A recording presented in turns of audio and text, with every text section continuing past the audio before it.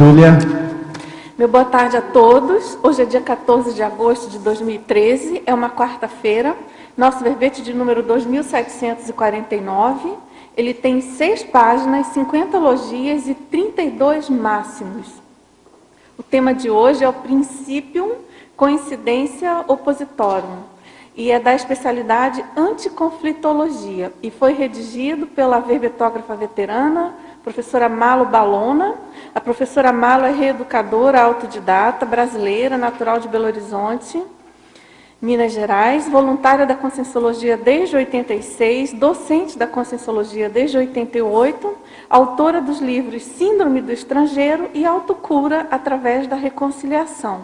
Ela é tenepsista desde 1995.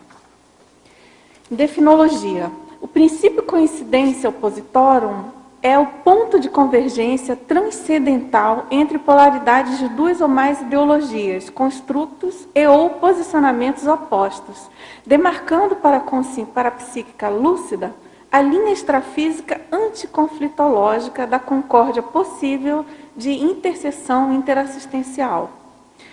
Na pensenologia, o holopensene pessoal da intermediação, o mater pensene da megafraternidade, a interfusão pensênica geratriz.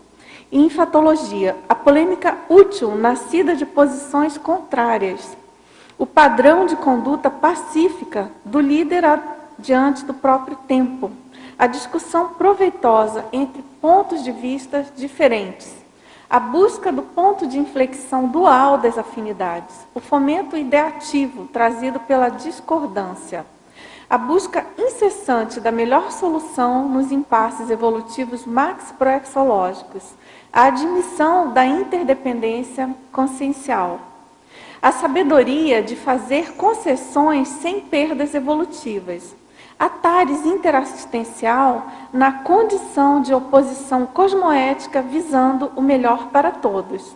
As recins criativas resultantes da autodiscordância entre trafores e trafares. E na parafatologia, o resultado benigno da impactoterapia exemplificadora da concordância entre opostos. O amparo de função atuante na coincidência dos opostos para o êxito de tarefas autoproexológicas. A concórdia retificadora cosmoética das relações interprisionais. A intercompreensão da natureza multidimensional bioenergética, multiexistencial e holossomática, favorecendo a intercomunicação.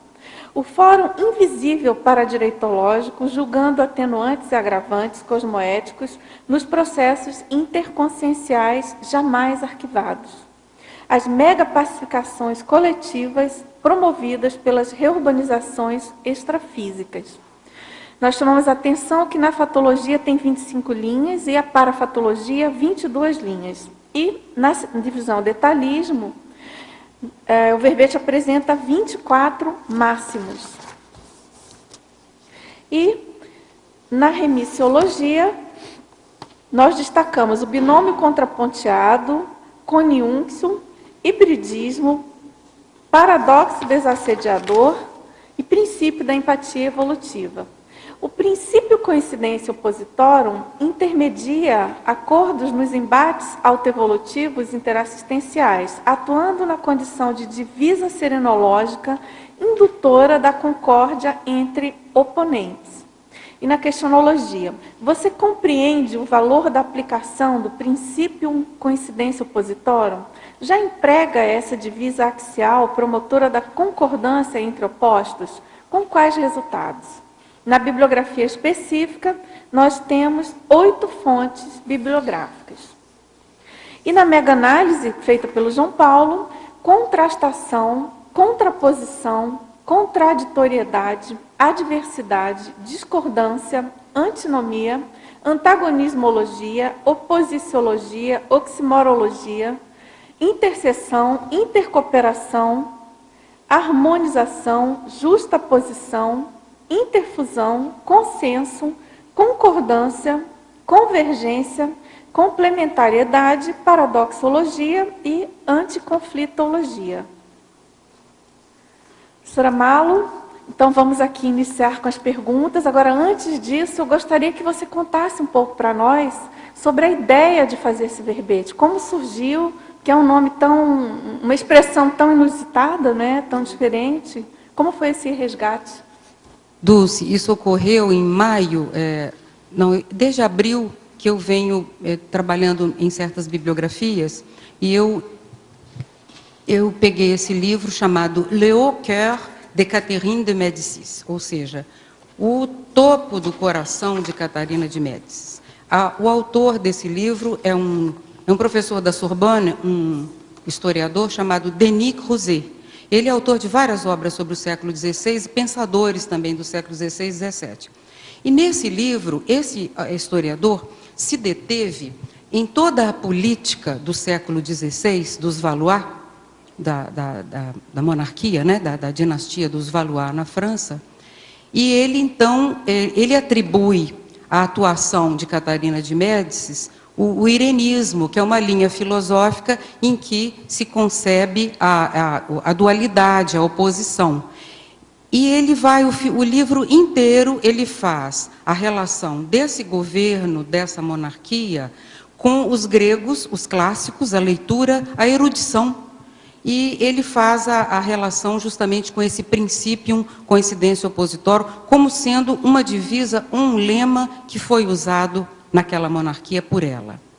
E esse livro faz parte de uma série de outros livros de historiadores, dos quais eu li praticamente a grande maioria, em que há uma retratação, ou seja, se explica a propaganda protestante, luterana protestante, e o que ela fez em termos de denegrir aquela condição ao excesso. Houve um excesso nesse sentido. Então, os historiadores mais avançados hoje, Jean Aurier, Jean Héritier, Ivan Clulas, Denis Crouzet, que é esse que está aqui, e muitos outros, têm feito um trabalho no sentido de resgatar a documentação original da época, inclusive cartas, mais de 7.000 páginas de cartas, escritas por Catarina de Médicis, em que ali se colheu uma série de impressões, além dos diplomatas venezianos, que também eram bons conscienciômetras, e eles tinham uma visão bem clara dos governantes da época.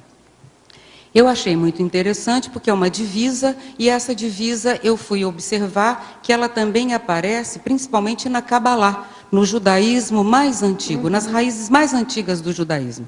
O princípio coincidência opositórum, na Cabalá, é a unidade, é a perfeição, os harmônicos, a harmonia surgindo dos contrários. Então, esse princípio, ele significa a unidade. O melhor exemplo que eu posso achar na conscienciologia para o princípio coincidência opositórum é a cosmoética destrutiva. Ela é o exemplo clássico do princípio coincidência opositórum. Uma outra questão é que é muito mais fácil encontrar no adversário um ponto de concordância do que decidir quem está certo. Se a conversa for na base de quem está certo, quem está errado, a oposição aumenta. E se a conversa for, qual é o ponto que nós temos em comum, o ponto da reconciliação, que é uma palavra que aparece praticamente em todas as páginas desse trabalho, desses historiadores aos quais eu estou me referindo, as palavras paz, concórdia, reconciliação, aparecem em praticamente todas as páginas dos tratados de paz que foram tentados na época, para justamente unir fontes tão diversas. A Santa Sé, na verdade, o Vaticano, na época, e a questão da religião em cada país. Então, o galicanismo seria uma forma de que a Santa Sé não fosse regente da religião naquele país, e sim que cada país tivesse a sua própria religião. Eu sei que é um tema complexo, às vezes até parece um pouco inusitado, mas para mim faz um super sentido, porque havia esse paradoxo na história que eu estava procurando elucidar e que eu venho elucidando nos últimos anos. Quando foi em maio, o professor Valdo tocou num tema muito interessante. Ele estava explicando que na nossa base evolutiva, a base é muito larga, mas que ela se estreita à medida da escala evolutiva das consciências. Então, ele até fez o X como um símbolo, mostrando que o gargalo é esse é a parte uma axial, ampulheta, né? é a Aquele desenho da ampulheta. ampulheta. E o princípio, e naquela oportunidade eu perguntei a ele se o princípio coincidência oppositorum seria uma representação. E ele me disse que sim, claro, lógico. Então, eu fui encontrando todas as outras realidades paradoxais em diversas culturas em que o princípio coincidência oppositorum ele aparece. Claro que modernamente, modernamente, modo de dizer, no século XVI, XV, XVI, teve um teólogo, também um filósofo, chamado Nicolas de Cusa, ou Nicolau de Cusa aqui, Nicolas de Cusa, como preferem. Ele também usou esse princípio, mas ele não é o criador do princípio. O princípio se perde na história. Ele está dentro de diversas linhas. Ela é muito antigo o princípio. Também Giordano Bruno se interessou por essa condição. Erasmo de Roterdã, muitos outros se interessaram por essa máxima. É uma máxima, é uma divisa serenológica. Sem dúvida, é muito inteligente esse princípio. Muito em termos inteligente. De concórdia, muito de inteligente. Ele é em prol da pacificação e da concórdia. E pelo ponto, mesmo que o inimigo tenha, ele vai ter um ponto de concordância com o outro adversário e ambos podem trabalhar em prol do aumento da concórdia e não discutir quem está certo. As guerras ocorrem em função da discussão de quem está certo, quem está errado. Que a guerra é um fracasso político total. Então, também é considerado o irenismo, que é essa linha, ela é considerado o primórdio do pacifismo, do estudo do pacifismo. Então, eu fui resgatando esse trabalho e cheguei a uma bibliografia muito extensa, um trabalho muito profundo, e perguntei ao professor Waldo se eu deveria escrever sobre esse tema. Ele me disse que sim, imediatamente, que eu fizesse isso. Então, eu juntei o que eu pude. É claro que eu gostaria de me dedicar o resto da minha vida para estudar esse princípio. Tal é a bibliografia que ele oferece. Lamentavelmente, não me sobra muito tempo para isso, em todo sentido. Então, eu procurei aqui resumir ao máximo as ideias, fazer uma síntese que é complexa desse tema, e na bibliografia, quem tiver mais interesse, inclusive o livro está na bibliografia. Le Cœur de Catherine de Médicis, do Denis Crouzet, que é um historiador, e ele traz coisas bem interessantes. E também, para quem quiser, do Nicolas de Cusa, ou Nicolau de Cusa, como preferem, de la docta ignorância, da douta ignorância. Douta ignorância, às vezes, é usado de uma forma incorreta. Quer dizer, a ignorância sábia. Isso. Só sei que nada sei. Tem até um verbete do professor Waldo. Sobre isso, a douta ignorância, sim. Sobre isso. Essa obra aí do... Quer dizer, o verbete é mais amplo, né? Mas é o mesmo título. É o mesmo sentido. Claro, o verbete já é com a transposição, sempre, obviamente. Da cosmovisão. Isso, né, exatamente. Bom, a verbetógrafa veterana, a professora Malo. Na estrangeirismologia, página 1, linhas 4 e 5. Como funciona o socorro providencial da divisa materpensênica? Spes in arduis. Spes in arduis significa a esperança na adversidade, que também foi uma divisa da mesma personalidade. Um otimismo inabalável, infatigável, indesistível. Então, a esperança na adversidade, ela é um poder, né? Ela representa um poder. Spes in arduis. É o socorro providencial, porque ao ter esperança, ocorre o autodesassédio. Quem tem esperança, desassedia qualquer assunto. Quem é uma pessoa esperançosa e lúcida, não é aquela esperança ilógica do sonhador. É uma esperança real, baseada nos resultados da cosmoética, que todos os dias evidenciam que o mal não vence. Então, não há por que exaltar o mal. O Spes in arduis é um lema íntimo, uma divisa pessoal que permite você ver a luz onde quer que as coisas estejam escuras.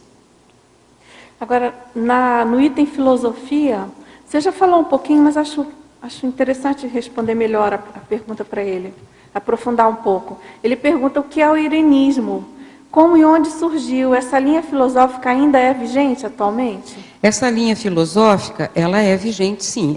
A palavra em grego significa paz, irenismo. Então, você filósofos como Erasmo de Roterdã, por exemplo, ele foi um irenista. Sempre que se vê um estadista, um governante, uma pessoa importante em alguma área, principalmente da política, atuando, tentando conciliar aspectos diferentes, significa, contra o polemicismo, por exemplo. Ele faz o contrário do polemicismo. Ele vai para a tentativa de união de opostos. É exatamente o princípio coincidência opositório. Então, ele foi usado na antiguidade, ele apareceu muito na cristianidade, na cristandade, em função da questão dos dois lados, principalmente, quererem estar certo. Hoje são muito mais do que dois, né?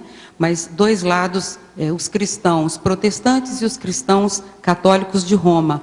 Então, o irenismo ele foi mais usado nessa época, mas ele influenciou o pensamento de muitos pensadores, e, de fato, Erasmo de Roterdã foi um humanista, e ele um humanista que utilizou bastante esse princípio. Mas também Giordano Bruno tentou, todos aqueles pensadores que eram cristãos na sua formação, mas que se tornaram dissidentes com o passar do tempo. Então, eles tiveram que fazer uma dissidência muito complexa através da defesa de teses em que era o dito pelo não dito. Às vezes me lembra das coisas do ECP2, quando as pessoas iam perguntar para a Conciex, mas o que é isso? O que é a minha Proex? Ela dizia, o que é primário, secundário, secundário, muito antes, pelo contrário, e vá para o colchonete.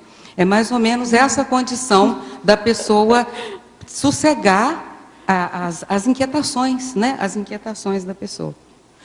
Agora, nas linhas 5 e 6, ainda na estrangeirismologia, você quer falar, já? Só uma observação, isso é tão atual que o Papa Bento XVI, há poucos anos atrás, ele lançou uma encíclica condenando o irenismo dentro da igreja, porque era perigoso para a igreja. A igreja tem que defender as suas posições com unhas e dentes, e não pode haver contemporização com outras linhas. Isso foi uma encíclica do Papa, agora esse saiu, Bento XVI, recentemente, agora, faz poucos anos. Quer dizer, hoje em dia a igreja ainda está indo contra o irenismo, como fazia na época de Catarina de Médici, até hoje. E Catarina de Médici foi espremida entre essas duas linhas, né, que foi o protestantismo e o catolicismo, por essa posição que hoje o Papa, hoje não, faz alguns anos atrás, eu não sei esse novo Papa, qual vai ser a posição dele. Mas o Papa anterior, o Bento XVI, condenou o irenismo igualzinho naquela época do século XVI. Você vê que não muda as coisas, né? Nada mudou. As coisas mudam devagar, mas o princípio coincidência opositorum, ele é um processo pacífico. Então, ele pacifica, ele não permite nem a defesa exaltada de uma coisa ou de outra. É onde estamos de acordo e não quem tem razão. Agora, na mesma estrangeirismologia, nas linhas 5 e 6, o que são os ECHEC na conciliação entre os opostos registrados na política, na geopolítica histórica e parahistórica? Tá bem, o ECHEC é o fracasso. Então, por exemplo, a guerra é um fracasso político. Quando há a guerra é porque tudo mais já fracassou. Qualquer forma de entendimento de inteligência já acabou. Então, há o fracasso, há o ECHEC. E qual mais que ela queria saber? Não, era essa, né? Essa, é bom a gente ver... Ela pergunta especificamente ele, né? Na conciliação entre os opostos registrados na geopolítica histórica e parahistórica. Olha, a história ela é realmente um referencial fora de série, para quem gosta, claro que é uma pessoa que é mental somaticamente apaixonado pela história, é o meu caso, sempre fui, e ali ela revela claramente as tentativas, os fracassos, os acertos. O mais interessante é que na para-história, o que aparentemente foi um fracasso, muitas vezes não foi. Então, é muito interessante a valorização da visão para-histórica. A tentativa de ter feito melhor e não ter conseguido, entra ponto na ficha evolutiva pessoal, mesmo que as coisas tenham ido para o buraco, aparentemente. É bem interessante essa visão a revisão da para-história. Malu? Sim. Eu achei aqui super interessante, essa aqui é a megapensenologia. E eu gostaria que você aprofundasse aqui duas delas. A primeira é sectarismo não seletividade. Ou seja, qual é a abordagem da seletividade que ela não entra na questão do sectarismo? E o seguinte, concessão, inteligência anticonflitológica. Tá bem. Então, como a pessoa, tem muitas pessoas que têm dificuldade de encarar um conflito, certo? Uma ideia contrária, e ela acaba concedendo, mas não esclarecendo, e sim recuando, certo? Então, eu gostaria que se você pudesse aprofundar esses dois megapensenes aqui.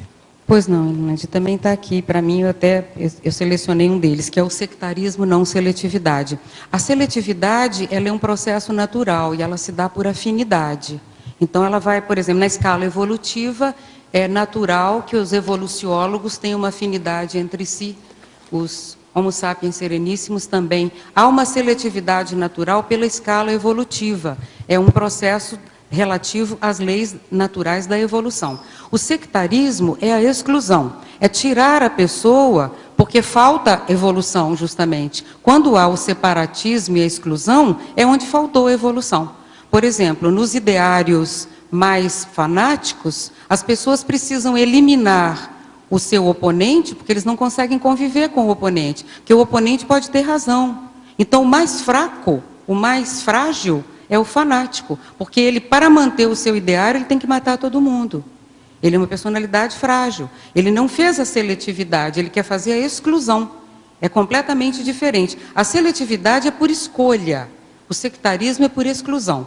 Se a gente puder trazer essas duas premissas, eu acho que fica bem claro. E na questão da... Ainda aí na questão da seletividade, na hora que a gente está falando também, para que a gente comece a, não é a excluir, mas pelo menos a selecionar, certo? Pelo menos o convívio mais sadio, e acabe com essa sociosidade, ou seja, com o convívio ocioso em si, o socioso. Certo? De qualquer jeito, a gente aí está partindo para uma seletividade e não para um sectarismo. Né? Lógico. Então, é muito... Até no direito, existe a questão dos iguais iguais e os desiguais desiguais. Então, a seletividade natural da evolução, ela é cosmoética, ela está dentro de um princípio natural, que é o princípio da afinidade. Os afins se atraem, é a coisa mais natural. Então, o mais interessante é o princípio coincidência oppositorum dos Homo sapiens sereníssimos, que se misturam com todos nós em função do nível de assistência que eles vão fazer. Porque, na verdade, eles estão preservados dentro de um contexto da cosmoética. Mas existe uma seletividade natural. Ele não vai levar o doente para casa para conviver o dia inteiro com ele. Ele vai assistir. Então, a própria questão do assistente e do assistido é um processo de seletividade natural. Nas amizades, você convivendo com o mais sadio, você tem mais energia para cuidar dos mais doentes. Se você convive o tempo todo só com os mais doentes, você se exaure, no nosso caso. Então, veja, olha o que falha, por exemplo, na sociedade. Todas as pessoas doentes vão para o presídio. Elas convivem todas entre si. Por isso que se fala, é uma escola de marginalidade. Por quê? Porque reforçou a forma holopensênica. Então, quanto mais se reforça a forma holopensênica de algo, mais forte aquilo fica. Então, a questão é que quem faz assistência precisa conviver com os similares para poder trabalhar com os desiguais. Onde que ele vai arranjar força para fazer isso? Daí a seletividade e a concessão anticonflitológica também, que eu vejo dentro da mesma linha. Os Homo sapiens sereníssimos fazem uma concessão de conviver dentro da sociedade conosco, nascer de uma mulher, ter uma família, ou viver em algum ambiente lado a lado conosco, e não se imantam dessa energia, talvez não precisassem fazer isso, eles pudessem agir de outra forma. Alguns já estão liberados e não vão, porque não querem deixar o grupo, querem assistir mais. Então, eu vejo todos esses paradoxos dentro dessa nossa realidade e não se pode confundir realmente os dois, sectarismo e seletividade. E eu vejo que a concessão, ela é o princípio coincidência opositório na ação dela. É o eixo, é o ápice, né, onde ela passa. A concessão é justamente isso, liberar para que aconteça o melhor para todos, que é o princípio da cosmoética. O curso intermissivo também é um processo de seletividade. Eu vejo tipicamente como princípio coincidência opositório. Junto o melhor seu com o melhor meu, nós vamos para o curso intermissivo. Depois que volta para cá, a gente volta para o ambiente da convivência de grupo kármico, de débitos, de ações completamente democrático. É completamente democrático. o processo grupo kármico, mas o curso intermissivo é seletivo. É bem um exemplo clássico da seletividade, senão todo mundo estava lá. Agora você vê, todos merecem, cada um no seu timing. Olha a concessão, nós não vamos ter que buscar quem ficou para trás? Nós vamos voltar lá para pegar o pessoal que ficou para trás. Então, eles não perderam a oportunidade. O timing deles era diferente do nosso. A gente estava com mais predisposição para passar por essa experiência, que é um gargalo, do que eles estariam naquele momento. Nós, agora, retornando como testemunhas, podemos ajudar muito mais numa força-tarefa pacífica, que também é um paradoxo. Uma força-tarefa pacífica. Malu, Sim. por gentileza, poderia ampliar a primeira linha da fatologia da página 2, as palavras aí, busca do ponto de inflexão dual das afinidades. O ponto de inflexão é aquele ponto crítico, né, onde quebra. Então é ali, é o ponto. Dual porque vem dos dois lados e é das afinidades. Na verdade, nós às vezes olhamos para uma pessoa e consideramos aquela pessoa muito pouco evoluída ou num primitivismo muito grande. E, no entanto, nós vamos ver que temos trafares nos quais somos tão parecidos. Então, é um ponto dual de inflexão para ambos, das afinidades. Ficou claro, Leocádio? Sim. Na minha percepção, né? Isso na minha interpretação. Tá bom, então poderíamos ir na quarta linha de baixo para cima, da parafatologia, o fórum invisível paradireitológico, julgando atenuantes, agravantes, cosmoéticos, nos processos interconscienciais jamais arquivado. Quer dizer que o processo, então, não tem fim.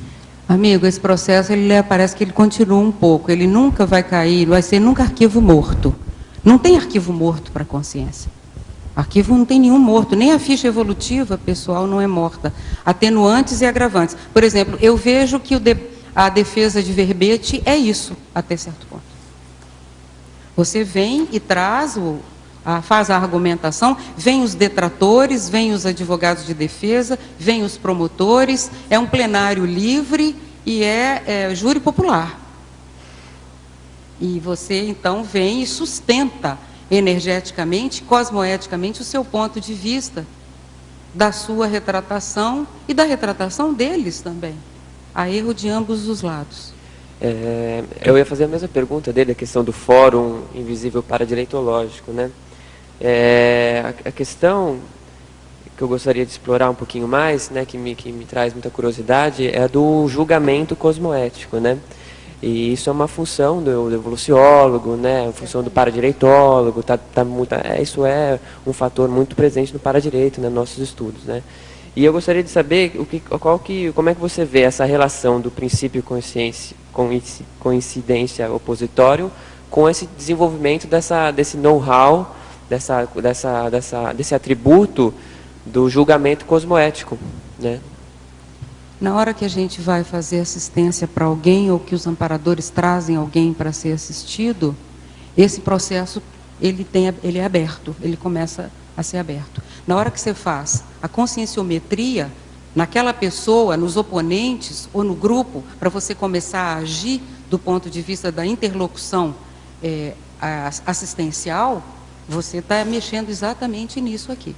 É uma técnica. Então, todas as situações de avaliação para o paradireitólogo, para o conscienciólogo, elas são um laboratório, vamos dizer assim, de valor imensurável, como um acoplamentário, como qualquer oportunidade na sala de aula dentro da parapedagogiologia. A minha experiência é nessa área, eu estou dentro da exemplologia, da parapedagogiologia, como instrumento de trabalho nos processos. Nesses processos de fórum paradireitológico aqui, o professor Valdo acentuou a importância da interlocução, que vai tem a interlocução e terá a interlocução na hora que nós formos fazer o resgate para os nossos colegas passados. Eles não vão nos receber de braços abertos, falar, que bom que você voltou mais evoluído, você está lindo. Não tem isso. Não vai ter isso.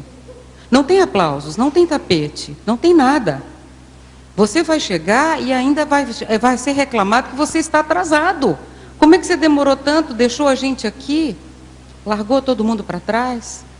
No filme O Hotel Ruanda tem essa cena muito clara.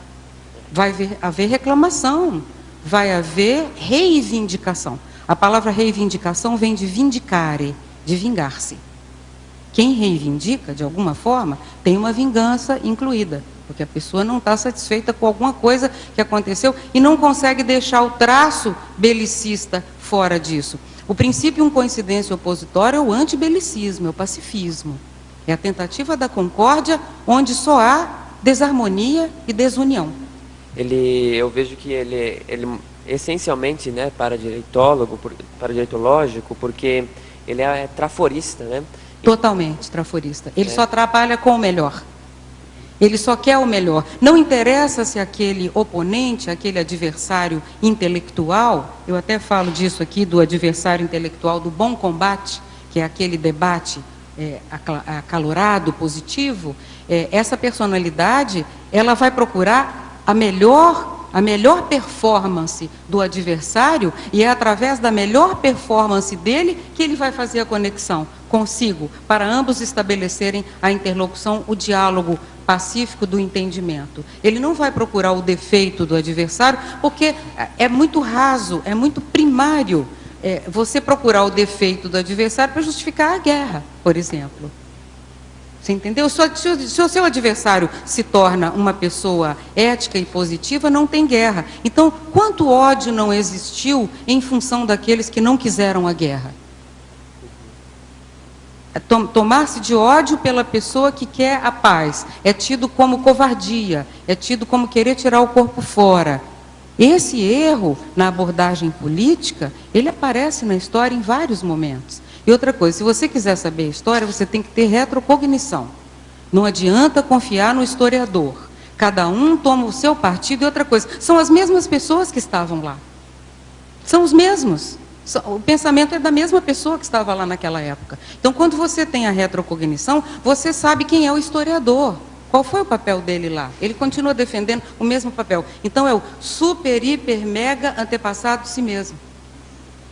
Se você não tem a retrocognição e é a testemunha ocular, a eyewitness da história, você não tem a verdadeira história. Porque tem a história oficial e a história do ouvir contar, do ouvir falar. Então, há muita coisa na história que é igualzinha à crença. É igualzinha à crença, ela nasce do ouvir falar. E a convicção nasce da experiência pessoal, da vivência. Você tem aquilo, não adianta contarem 50 mil histórias para você, você tem a história real, da qual você era protagonista. Então você sabe do que está falando. E você vê no pensamento do historiador a reivindicação dele, o quanto ele ainda é aquela personalidade da época, que não mudou nada. Dá pena. Entende? É uma posição bem interessante essa. Agora, na página 5, em argumentologia, a sequência, média, ações e magnitude. Só aqueles 3 parágrafos. Tá bem. Aqui. Queria o quê? Comentar? Ela pergunta, seriam posicionamentos relativos a quais circunstâncias intrafísicas? Uma situação dentro da TENEPS ou uma situação ordinária no nosso dia a dia na SOCIM? Junta tudo, põe mais um pouco, que é para isso que serve essas 3 elementos aqui da argumentologia. Eu, pessoalmente, escrevi isso em função de um trabalho que eu fui fazer, na condição de infiltrada, como tradutora, agora no mês de abril, como tradutora de uma comissão diplomática congolesa que veio ao Brasil, veio a Foz, e veio fazer uma interlocução com a Itaipu para a construção da usina de Inga, para a continuação da usina de Inga na Bacia do Congo. Vieram esses congoleses, a Itaipu ia doar a tecnologia, e nós tínhamos aqui Itamaraty representado, a ONU de Viena, a ONU de Washington, a ONU de Brasília, que me contratou, e mais toda a diretoria da Itaipu e a equipe africana. Eles falam francês, porque eles foram colonizados, uma parte do Congo era belga, colonizado em francês. Então, é a língua oficial deles, depois das 8 que eles têm entre as tribos todas lá das etnias. Então, é o francês. Eu fui a intermediária de todas as reuniões, a escrita, a preparação do tratado que vai envolver 5 países e que a Itaipu deu como modelo o tratado binacional com o Paraguai, a reunião jurídica, a reunião fiscal, financeira e tecnológica. Então, tudo que eles diziam de um lado ou de outro, eu ia repetir. Então, eu poderia pôr a energia correta, eu poderia usar palavras ideais para que aquilo chegasse da forma melhor ao lado de lá. E do lado de cá, também a mesma coisa. Então, eu fiquei funcionando como princípio coincidência opositório. Não era uma oposição real, mas há uma diferença abismal nas culturas, e principalmente na questão econômica. Então, muitas perguntas que ficavam nas entrelinhas e muitas respostas que não eram tão claras, eu podia traduzir e passar de uma maneira mais eficiente para ambos os lados. Eram umas 23 pessoas. Eu era a única mulher num país que não tem a menor respeito, assim, socialmente, pela mulher. Única mulher presente e a única que dava a informação de um para o outro. A pessoa que me contratou fala perfeitamente francês, mas ele queria uma pessoa de fora. Essa pessoa que me contratou é a pessoa que morava no apartamento que eu moro hoje, eu não sabia. Ele morava lá, antes dele ir para a ONU, para Brasília. Morou no mesmo apartamento aqui que eu moro. Nossa, que interessante. Então, assim, sincronicidades como essa aconteceram algumas quantas. A principal foi do meu livro Autocura através da Reconciliação. Esse aqui está sem, mas a edição de 2009 tem uma tarja do Ano Internacional da Reconciliação da ONU, 2009. Os livros que estão por aí, da minha edição de 2009, tem essa tarja, com o símbolo das Nações Unidas. E eu dei um para cada um. E eles olharam e falaram: a senhora escreveu sobre a reconciliação por causa das Nações Unidas? Claro, por causa das Nações Unidas. As para-nações unidas. Então, caiu como uma luva, o tema caiu como uma luva. Então, eu escrevi essa média, a gente saber a média conscienciométrica do grupo, quem é? O de mais experiência e o de menos experiência. Eles me questionaram: afinal de contas, a senhora é o quê? Eu sou escritora, eu sou pesquisadora. De quê? Da consciência, da saída da consciência fora do corpo. Um olhou para o outro, todos os delegados, e um disse: claro, c'est le déplacement de la conscience, c'est ça. Claro, é o deslocamento da consciência, é isso que ela estuda. Eles acharam a coisa mais natural. Ninguém ficou surpreso, nem achou uma coisa fora do comum, nada demais. Então, a média conscienciométrica dos dois lados, dos interlocutores, a gente precisa saber. Com a sua sinalética, você pode agir de uma maneira muito mais pacificadora. Então, na fala do diretor nacional, da usina nacional, havia uma saudação aos irmãos africanos e uma questão de uma dívida de gratidão com eles. Eu pude fazer a tradução desse discurso. É claro que não, a energia não foi só minha, é claro que tinha gente muito mais avançada atrás desse padrão para poder falar o que precisava de ser falado aos irmãos africanos. E eu vi a magnitude devido aos interesses, os interesses de um lado. E outra coisa, essa usina vai levar eletricidade a milhões de africanos. E as mulheres que andam, às vezes, 10 quilômetros para buscar lenha para poder ter alguma coisa em casa. E isso foi a própria pessoa que me contou, que me passou essas informações. Então, milhões de africanos serão beneficiados por essa usina de Inga. Então, a magnitude é da Reurbex, não é da Itaipu. A Itaipu é muito grande, mas a Reurbex é muito maior. Então, eu vi que havia um processo por trás disso, que eu estava ali naquela posição por uma razão bem clara. Eu não sou tradutora oficial, mas eu fui contratada por essa pessoa, da mesma forma que fui contratada quando veio a Madame Mitterrand ao Brasil, que era presidente de uma ONG chamada France Liberté, que quer que a água mineral seja estatizada e seja distribuída para a população. Então, ela defendeu isso durante muitos anos, e ela fundou a instituição dela no mesmo ano que o Instituto foi fundado, em 1988. Marlo, agora, continuando essa pergunta, ela finaliza: numa situação de conflito habitual, de que maneira podemos aferir a magnitude da tarefa a ser pacificada? Poderia ajudar? Posso, sim. Um conflito habitual. Vamos dar um exemplo do conflito habitual. No seu trabalho, uma pessoa lá do seu trabalho, onde você trabalha, na sua profissão, uma pessoa que às vezes até de um escalão que não tem tanta expressividade assim, e surge um conflito. E você, por perícia, por conhecer o estado vibracional, ser um praticante da TENEPS, conhecer as repercussões extrafísicas de um conflito no ambiente profissional, você resolve pôr o nome daquela pessoa na TENEPS, ela te traz no dia seguinte um caso de família de um filho doente, por isso que tem aquele humor, por isso que ela se apresenta daquela forma, ela começa a fazer de você um confidente. Um belo dia passa-se o tempo e essa pessoa assume uma posição de grande poder dentro do trabalho, ela vai ser o seu chefe, a sua instância superior direta. O nível de gratidão que ela tem por você é outro. Então não foi um inimigo que subiu ao poder, foi mais um líder que vai ajudar nas questões que você está trabalhando, e isso faz parte da parapolítica. É muito inteligente ver. Eu cito esse exemplo, eu acho que a magnitude fica clara. Certo. Agora, essa teletertuliane, e a próxima pergunta também é de Madrid. Então, na página 4, em interdisciplinologia, poderia estabelecer uma relação entre a discordanciologia e o título do seu verbete? Seria uma aplicação do binômio amizade-discordância? Amizade e discordância, sim, porque você pode manter uma amizade durante muito tempo e não concordar com certas ações daquela pessoa, o modo de pensar dela ou dele, não há problema nenhum. Mas você aprecia a pessoa em outros contextos, ela pode ser um grande amigo, ele ou ela, um grande amigo leal, positivo, uma amizade de grande valor. Então eu vejo que sim. Agora, o princípio coincidência oppositorum, eu acho que ele se aplica em tudo, em todos os contextos do cotidiano. No meu livro Autocura através da Reconciliação, de uma maneira muito mais singela, eu cito a técnica da intercessão, que é a mesma coisa, a técnica da intercessão.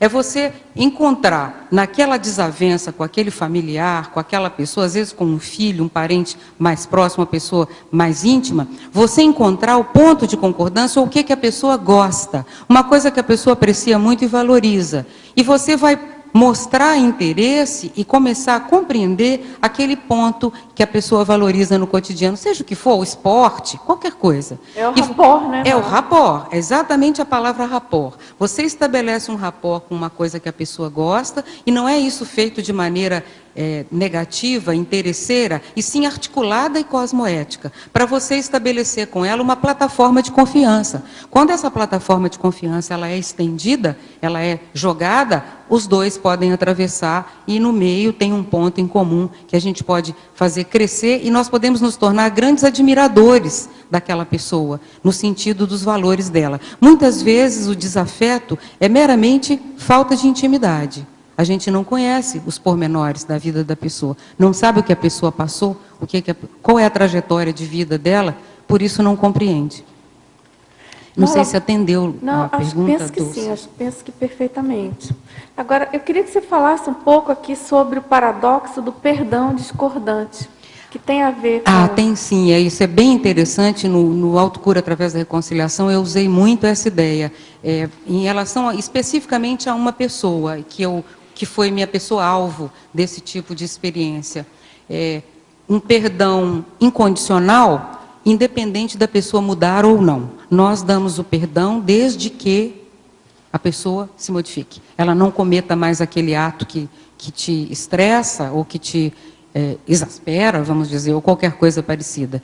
Então, independente da pessoa mudar, perdoar. Perdoar sem depender de mudança da pessoa. E outra coisa, o autoimperdoamento, ele é bem diferente disso, mas ele é um perdão discordante também, porque você discorda dos seus trafares.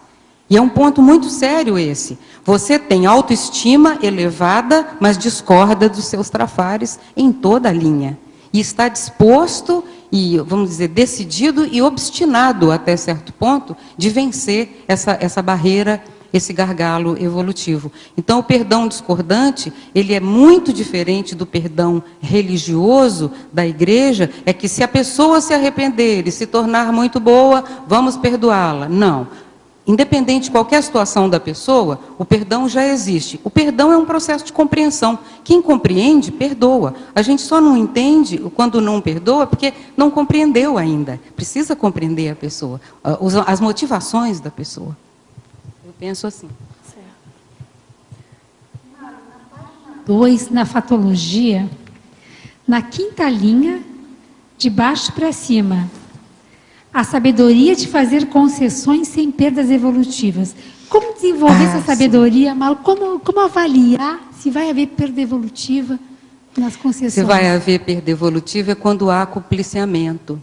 Por exemplo, um filho está tendo um comportamento que você sabe que é anticosmoético. E aquilo não pode ser aceito daquela forma. Há pais que se transformam em colegas dos filhos. Eles querem ser o amigão, o boa praça, a mamãe amiga que vai às mesmas festas das meninas, com a saia curtinha, ou vai para o baile funk. Ela está dando um tipo de apoio ao que não é positivo. Então, ela, para não perder ele, para não perder a sua posição, se enturma com o trafar. É a questão de não se enturmar com o trafar. Mesmo que a pessoa fique muito aborrecida com você. Muito paciência. Então, vamos supor um hábito até boboca. A pessoa gosta de todo final de tarde ir para o barzinho tomar chopp. Vamos supor isso. E a pessoa, o jovem que já tem uma noção da inversão existencial, ele já tem uma noção de que o álcool ou qualquer coisa que altere a lucidez dele é o contrário do que ele está buscando. O curso intermissivo foi para ganhar mais lucidez. Se eu vou para um lugar onde está todo mundo bebendo ou fumando, eu estou me intoxicando e perdendo a lucidez. Então ele vai dizer claramente que ele não vai ficar enturmado, ele não vai para o bar para ser boa praça, junto com os amigos. Então, há concessões que são enormes perdas evolutivas, enormes. Aquela mãe, aquele pai, aquele adulto, daria um exemplo muito mais positivo se ele fincasse o pé e falasse de jeito nenhum, estou fora, me inclua fora dessa. Então, eu acho que isso aí, uma frase para substituir isso é, me inclua fora dessa. Malu, mais uma. Na quarta linha, também de baixo para cima, mesma página, fatologia, amplia para a gente a autocognição mediadora. Ah, sim, a autocognição mediadora. Esse verbete, para mim, ele é isso. Ele é isso porque do momento que eu fiz essa recuperação de cons através desse princípio, que foi um princípio que eu utilizei em outra vida, em outras vidas, eu tive uma autocognição mediadora. Eu reforcei a minha autocognição mediadora. Então, eu vejo que a TARES, ela é autocognição mediadora. A TARES, ela é baseada na erudição. A TARES, você tem que tirar coelhos da cartola e de várias cartolas ao mesmo tempo. Porque aquele aluno que você quer trabalhar com ele precisando de ajuda, e você puxa aquele coelho e mostra, ele fala, não, é feio, esse não quero. Você fala, mas tem um bem bonitinho, olha, este aqui. Não gosto de coelhos brancos. Então você tira preto, azul, roxo, cor-de-rosa, fica do avesso, até que você consiga achar a deixa daquela pessoa. Então é o gancho, é o Ansiro Pensene, para poder fazer das tripas coração, como o povo fala, desde que você ache a forma de comunicação com aquela pessoa. Mesmo que for um marionete, um mamulengo que ele precise, você faz. Qual que é o problema? Então é fácil. Malu, até entrando no que você já comentou da TARES agora, eu tenho pensado sobre o filme, né, que a gente assistiu, o Hotel Ruanda. O Hotel Ruanda e a questão do princípio coincidência opositório e a TARES. E, com isso, também a persuasão. Então, como que ficaria? Você poderia aprofundar um pouquinho mais essas três questões? Posso, por favor? sim. A TARES, ela não é persuasão. A TARES é informação. Você informa, o problema é da pessoa. Sorria, a cosmoética está vendo tudo. Você não tem responsabilidade sobre o uso que a pessoa vai fazer daquilo, o problema é dela. O importante é que você informou, mesmo que ela te vire a cara. A persuasão, ela é uma forma de doutrinação. Ela é uma forma de lavagem cerebral, ela é uma forma de convencimento, ela é uma forma de fazer a cabeça. A conscienciologia não faz a cabeça da pessoa já estava feita antes. A pessoa já vem, ela tem convicção plena, porque sabe, ela reconhece naquelas ideias as próprias ideias. E não foi ninguém que incutiu, foi ela mesma que escolheu. É bem dentro do processo das escolhas. Então, eu vejo que essas técnicas todas que são passadas hoje na administração e em várias outras áreas, inclusive a área de recursos, chamados recursos humanos, ou coisa que o valha, usam muita técnica de doutrinação, de lavagem cerebral. Em diversas áreas do conhecimento existe isso. Eu diria que em certas linhas acadêmicas da universidade também existem essas doutrinações. São professores de determinadas áreas, de determinadas cadeiras, disciplinas, e que eles são totalmente fanáticos pelas suas áreas. E eles fanatizam os seus alunos também, da mesma forma. E não respeitam o princípio coincidência opositórum, e não há debate. Então, acaba sendo a sepultura do pensamento. Então, eu vejo que a persuasão... existe a irresistibilidade, que é diferente. Uma consciência avançada, quando ela passa para você uma ideia, uma ideia completa, um conteúdo, uma mensagem clara, racional, é uma mensagem irresistível. Você não resiste pela lógica e pelo padrão de energia que tem. É muito diferente da persuasão, que foi usada a energia de uma pessoa sobre a outra. O amparador não usa a energia sobre você. Ele passa a energia dele, você reconhece e recebe, é irresistível. Por isso que eu comentei também que no campo do trabalho do ECP1, que é a experiência pedagógica que eu tenho mais de uma centena de cursos, tem uma hora que o campo, ele vira o soro da verdade. A pessoa entrou ali, ela começa a falar tudo que ela não pensava e nem queria falar. E ela vai falar, porque é irresistível. A sinceridade é irresistível. Sabe? A questão da veracidade se torna irresistível. Por quê? Para que mentir? Por quê? Para quem? Como? Com que objetivo? Não tem sentido mais nenhum. Fica uma coisa de criança. Entende? Então, quando a consciência compreende que a verdade é a cura, ela começa a ficar mais autêntica e ela enfrenta qualquer plenário, qualquer tribunal, qualquer coisa que aparecer pela frente, qualquer processo. E você falando isso, eu pensei no princípio da descrença, né? Porque ela tendo essa sinceridade, autenticidade, ela leva consigo a descrença. Claro. Ela passa a informação e olha, se o outro quiser, vamos tudo ver bem. o que dá essa informação, joga a informação. Então, você vê que nesses processos, por exemplo, a ciência, ela saiu daquele misticismo, daquela obscuridade dos milênios sem luz, diretamente para uma condição que é a desconfiança crônica. Eles não são céticos, eles têm uma desconfiança crônica. O cientista é frágil. Ele tem medo da informação chegar e desafiar o conhecimento que ele tinha até outro dia, e ele tem que jogar fora o que ele sabia, porque não vai mais dar certo. Então, essa condição do ceticismo, do desconfiado, que é uma pessoa emocionalmente fragilizada, que nega antes de qualquer coisa, ele é uma pessoa que foi doutrinada. Ele não tem o princípio da descrença, na verdade, ele não pratica. Porque o princípio da descrença faz você não ter medo de outras verdades, mesmo que elas venham de encontro às suas, e que você amanhã tenha que mudar todo o seu ponto de vista. Você até gosta que isso aconteça. Tomara que me chegue uma ideia nova que mude completamente minha maneira de pensar. Vai oxigenar minha cabeça, eu vou achar a coisa mais fora de série. Então, o cientista cético, materialista ou ateu, que tem medo de uma verdade que venha de outra fonte, é uma pessoa que está despreparada. E outra coisa, é anticientífico esse comportamento. A desconfiança é uma técnica anticientífica. Eu posso aproveitar então o microfone para fazer outra pergunta, que é sobre tecnologia na página 3, terceira linha, as técnicas de domesticação mútua. Por favor. O professor Valdo fala muito sobre isso. Não é para a pessoa que tem pet, não. Também serve.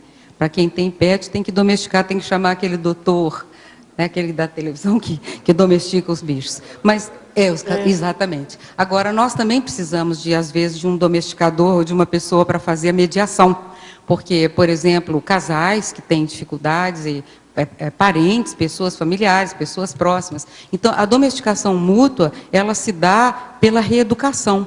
Quando a gente está fazendo, por exemplo, nós estamos lá esses dias no acoplamentário do Paradireito, né? Por isso que a gente tem trazido essas ideias aqui também, por isso que esse verbete também está dentro dessa semana. Houve o fórum da Paradireitologia e agora o acoplamentário. E a gente está ali, cada vez que uma pessoa vai ali à frente e ela recebe uma série de informações, ou ela mesma percebe, ela está se autodomesticando e domesticando aquelas consciências que as acompanhavam. Às vezes, algumas vão se tornar companhias até bem positivas, porque a mesma oportunidade que nós temos de mudar aqui, as consciências continuam tendo em outras dimensões. E muitas mudam quando a gente muda o modo de pensar. Ao mudar um ponto de vista meu, eu posso estar ajudando milhares de consciências a mudarem o ponto de vista também. Porque existe a questão da ascendência sobre as outras consciências. Há um respeito mútuo em muitos contextos. Então, nessa forma de respeito, a gente leva em consideração a opinião daquela pessoa. E isso pode ajudar bastante na mudança pessoal. Isso não é persuasão, isso é exemplarismo. O autoexemplarismo arrasta. É uma frase que está aí nos livros da Conscienciologia. É o para-arrastão cosmoético. Sim. Pensene trivocabular no Homo sapiens pacífico, reeducação, domesticação mútua, justamente. Tá vendo? Tá certo. Então, estava dentro do tema. Ok? Aqui no ar. Esse seu verbete está sensacional. Tema muito bom mesmo. Tudo a ver aí com para-direito. E eu queria te perguntar, primeiro, quando é que vai sair o livro, né? Você já falou que pretende estudar isso ao longo da sua vida, né, até o final de sua vida. Então, o livro, eu acho que ele é imprescindível aqui nesse sentido. Se eu pudesse, pela bibliografia que eu acessei ultimamente, inclusive bibliografia pessoal, porque veja bem, eu fui no passado, sou até hoje, mas bibliófila, assim, totalmente dedicada. Então, eu juntava manuscritos, comprava no mundo inteiro, onde tinha coisa de ciência, e principalmente os antigos gregos e tudo mais, eu comprava e tinha uma biblioteca muito grande. Essa biblioteca hoje faz parte da Biblioteca da França, é um segmento que tem lá dentro da Biblioteca da França. E se eu pudesse, eu me dedicaria nos próximos anos que me restam estar por aqui, eu me dedicaria a recuperar a minha erudição. Eu não sei se eu vou ter tempo, porque tem outras prioridades. As condições de prioridade, elas se impõem, a gente tem prioridades. E, às vezes, em temas até muito mais simples, num nível assim em que as pessoas precisem mais. Por exemplo, o meu livro Autocura através da Reconciliação pode até para alguns ser considerado um livro menor ou um livro de autoajuda. E, para mim, ele mudou o meu ciclo multiexistencial pessoal. Não só meu, de milhares de pessoas que estavam comigo. Então, eu vejo que às vezes a gente não dá o devido valor, ou às vezes até pode ser um orgulho de não querer escrever uma coisa que seja mais simples ou uma coisa menos sofisticada. No entanto, o meu público-alvo agradece muito. Eu recebo agradecimentos todos os dias, por e-mail, por telefone, pela TENEPS, por tudo quanto é jeito que você pensar, de gente que eu nem conheço. Então, eu acho que aquela decisão dos amparadores de me passar essa deixa, e eu fiz isso imediatamente. Esse livro, Autocura através da Reconciliação, foi uma palestra que eu dei em julho de 1995, em Buenos Aires. A pessoa que me despertou isso, que é uma pessoa lá do meu passado mais antigo, estava sentada na minha frente, uma pessoa de difícil trato, tanto que hoje nem está na Conscienciologia, mas eu devo muito a essa pessoa, sou muito grata. A pessoa assistiu a palestra, saiu e retornou com uma rosa branca e me entregou no final da palestra. Então, naquele dia, eu compreendi que eu deveria pegar esse material e transformá-lo em algo que pudesse acessar milhões de pessoas. Porque quantos outros iguais a essa eu não estavam esperando e eu precisava de fazer a mesma coisa. Então, foi uma decisão sábia que os amparadores me passaram na TENEPS, que eu comecei a praticar a TENEPS. Eu vim ao Brasil, mas eu voltei, foi em Buenos Aires que a minha TENEPS praticamente se fundamentou, numa condição bem crítica, em 1995, tem 18 anos, portanto, e eu acho que esse livro, ele fez uma diferença de divisor de águas, para mim e para muitas pessoas que têm o mesmo problema. Eu vejo, então, que talvez eu não tenha a possibilidade, ou vamos dizer assim, o privilégio de trabalhar num livro chamado Princípio em Coincidência Opositória, mesmo que outros autores já até usaram. O Nicolas de Cuse usou isso, tantas outras pessoas usaram, mas, de acordo com a Conscienciologia, eu gostaria muito, é um convite irresistível. Eu não sei se eu vou ter eu concordo aí com mérito para Marlon? isso. Eu acho que, do ponto de vista do paradigma consciencial, dá outra expressão, dá outra grandeza para esse princípio. Agora, uma pergunta assim, bem simples, tem muitos temas aqui que a gente poderia debater à luz da Conscienciologia, do Paradireito, mas eu queria que você desse a síntese desse princípio coincidência opositório. Na sua opinião, qual é a síntese desse princípio? Cosmoética destrutiva. Para mim. Você destrói o conhecimento que você mesmo adquiriu em função de um conhecimento maior. A cada segundo está acontecendo. O autodesassédio mental somático é a cosmoética destrutiva. Você destrói sinapses, desprograma formas de agir, hábitos, companhias. Você cinde com uma série de contextos em função de outros. Então, dali nasce uma nova realidade. E às vezes não basta só desmanchar, às vezes é preciso destruir mesmo, para reconstruir algo mais positivo. Então, para mim, no meu caso específico, da minha história, para história, trajetória evolutiva, dentro daquilo que eu sei de retrocognição, do conhecimento que eu tenho nesse sentido, a cosmoética destrutiva é uma bênção. É interessante você falar isso porque a especialidade é anticonflitologia, né? Destrutiva é a anticonflitologia. Exatamente, não, parece até uma antinomia, aparentemente, mas... Força mas oximorônica, não é, mas não é. Não é, É pacífico. A cosmoética destrutiva, ela vem para pacificar. Ela não vem para polemizar, nem criar problema. Não é guerra, é paz. Marlon, tá ok. Oi. Na página 2, na fatologia, na 7ª linha, no final da 7ª linha, você comenta sobre o senso paradiplomático inato.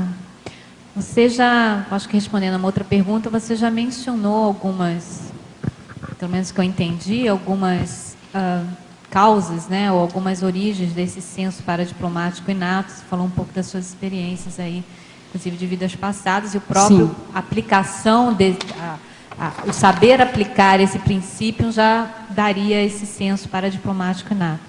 Mas eu queria que se você pudesse explorar um pouco mais isso. Que tipo de experiências, vivências, trafores, né, vão se constituindo na consciência a partir dessas experiências que levam a essa paradiplomacia inata?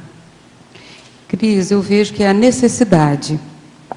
O que fez esse traço se acentuar tanto na minha personalidade, e hoje eu trago para a parapedagogiologia, porque eu vejo que a parapedagogia conscienciológica, ela é essencialmente a paradiplomacia, no meu entendimento. A TARES, para mim, é essencialmente paradiplomacia, porque você tem que ver os níveis dos princípios conscienciais que você está esclarecendo. Você não pode descurar um minuto de qual é o nível e a dose da informação que você pode dar para aquele lado e como essa informação vai ser usada do outro lado, porque ainda tem o uso da informação. O diplomata, ele tem que filtrar a informação, porque muitas vezes, na boa vontade, boa intenção de organizar alguma coisa, ele filtra uma informação que não é adequada para aquele nível evolutivo, e aquela informação vai ser usada contra ele.